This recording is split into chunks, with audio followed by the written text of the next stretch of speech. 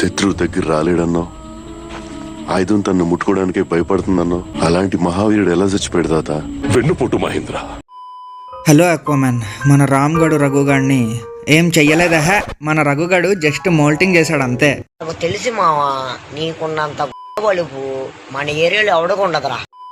మన రఘుగాడిని తెచ్చినప్పటి నుంచి ఇదే ఫస్ట్ టైం అనమాట వీడు మోల్టింగ్ చేయడం. అసలు కలర్ టీవీ నుంచి బ్లాక్ అండ్ వైట్ కి వచ్చినట్టు చూడండి, రెడ్ నుంచి బ్లాక్ గా ఎట్లా అయిపోయాడు. కలర్ పోయింది, పవర్ పోయింది, మొత్తం భయపడుకుంటా బిక్కుబిక్కుమంటా బతుకుతున్నాడు. ఇవన్నీ పోయాయి, మళ్ళీ వస్తాయి సరే, కానీ వీడి చెయ్యి కూడా పోయింది. అయితే మోల్టింగ్ లో జనరల్ గా అవి షెల్లుని మాత్రమే ఇప్పుతాయి, కానీ ఈ చెయ్యి పోవడం అన్నదే నాకు అర్థం కాక నేను గూగుల్ చేశాను, ఈ చెయ్యి కూడా మళ్ళీ వస్తుందా రాదా అని. గూగుల్ ఏమో yes your crayfish will likely grow the lost hand back over time through the process of limb regression అని.